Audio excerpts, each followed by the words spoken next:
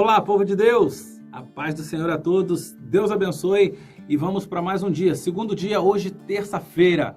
Você é nosso convidado para estarmos continuando aqui no nosso estudo bíblico. Você sabe que estamos aqui com cartas paulinas e essa carta é a Tito. E eu quero já convidar você, vou te dar uma dica. Senta na cadeira, aperte os cintos, porque a palavra de hoje ela é muito dura, ela é uma palavra dura, mas é também com muito amor, né? Dita com muito amor pelo apóstolo Paulo a Tito, porque é uma palavra que vai falar da nossa conduta, né? E é uma responsabilidade muito grande, nós, enquanto não apenas líderes, né? Porque essa carta ela é escrita para líderes, porém, não só para que os líderes tenham essa conduta, mas que haja também uma conduta cristã, uma conduta reta, uma conduta da qual agrade o coração de Deus, né, de todas as pessoas que servem ao Senhor. E a partir do momento que você serve ao Senhor, então essa conduta ela precisa estar ilibada, ela precisa estar, perfeita, reta aos olhos de Deus. Amém? E aí que você possa apertar o cinto, né, e ouvir essa palavra com muito amor. Eu quero te convidar a lermos Tito a partir do versículo 5. Né? Estaremos lendo toda essa parte do texto até o versículo 16, onde o apóstolo Paulo vai falar aqui de algumas características dessa liderança. Amém? Vamos então lendo aqui a partir do versículo 5, a tarefa de Tito em Creta, é a missão de Tito. Vamos lá. A razão de tê-lo deixado em Creta foi para que você pusesse ordem, olha só, em ordem ou o que ainda faltava, e constituísse presbíteros em cada cidade, como eu o instruí.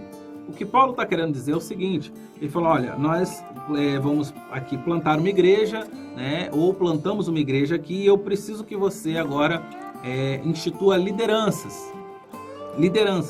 Creta era uma cidade polo, onde você tinha aí vários lugares, vários lugarejos, onde esses lugares precisavam também de liderança para que a obra do Senhor, a missão de Deus, continuasse sendo propagada naquele lugar. E aí ele vai e fala, olha, eu te deixei aí para essa missão.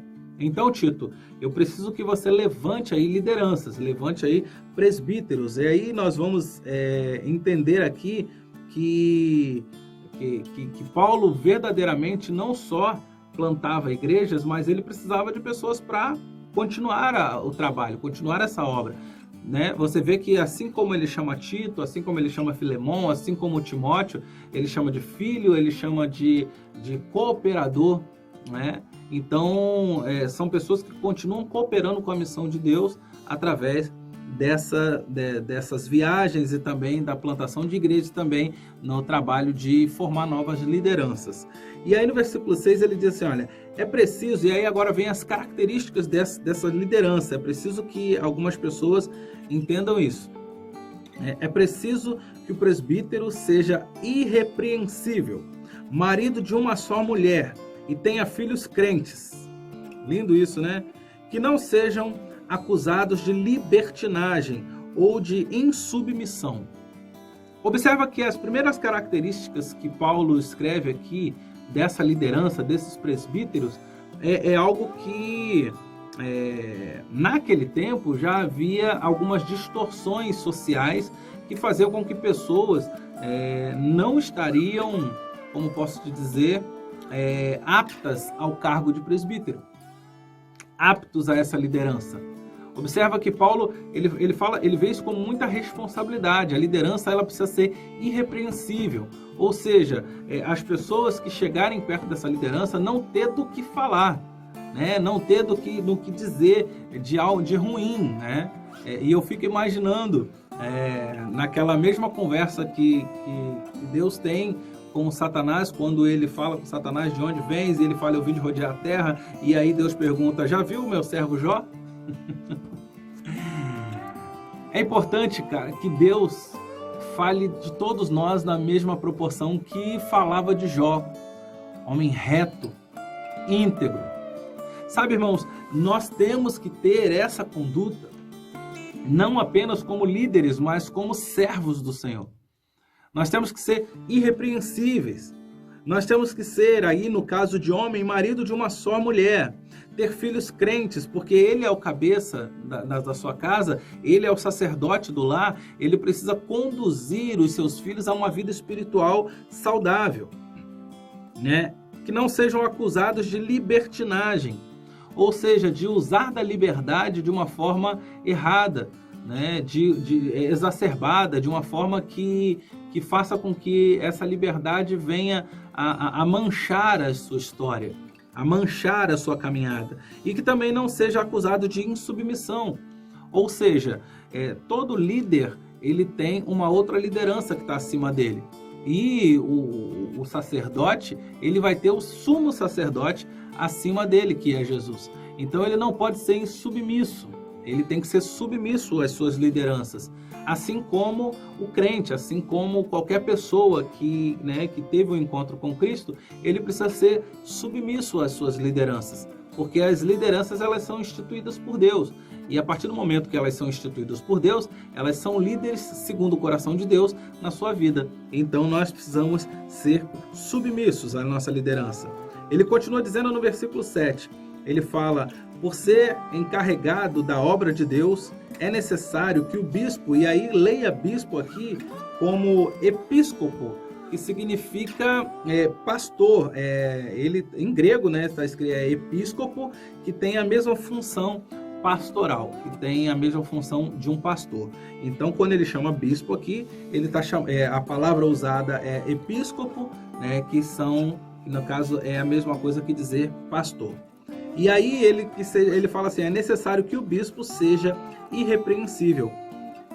Como assim, pastor? Como que ele vai ser irrepreensível? Aí ele dá aqui 2 pontos para ele explicar essa característica desse bispo, desse pastor, dessa liderança.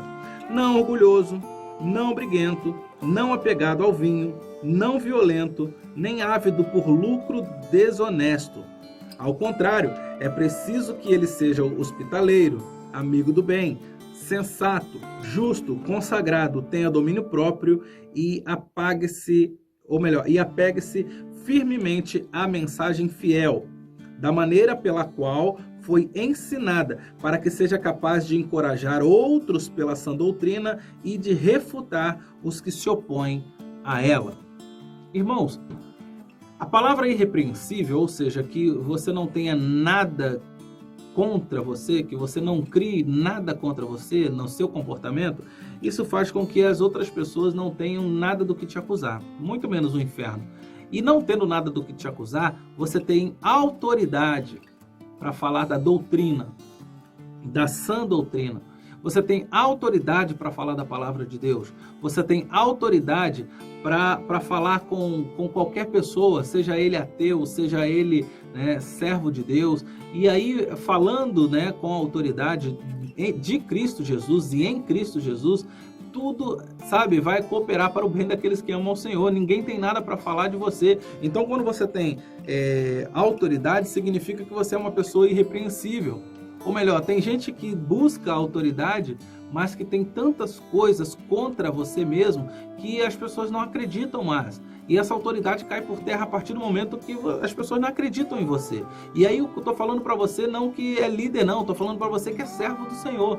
Como que você vai ganhar alguém para Jesus se a sua vida cotidiana não reflete Jesus em você? Então, irmãos, o que Paulo está dizendo de maneira dura, mas de maneira necessária para a gente, é que nós devemos ser irrepreensíveis. Nós devemos ser pessoas que não tenham aquilo que falarem de nós. E aí, quando ele fala que nós devemos ser hospitaleiros, amigo do bem, sensato, justo, consagrado, tenha domínio próprio e se apegue à mensagem fiel da palavra de Deus, é um convite a todos nós. Não é um convite apenas à liderança, aos líderes, mas é um convite para todos nós. E aí, antes de dizer isso, porque ele fala assim, ao contrário, mas aí ele vai trazer essas boas características, mas ele fala também que ele não pode ser orgulhoso, ele não pode ser briguento, ele não pode ser apegado ao vinho, ele não pode ser violento, ele não pode ser ávido, ou seja, desejoso do lucro desonesto. Irmãos, isso é muito sério.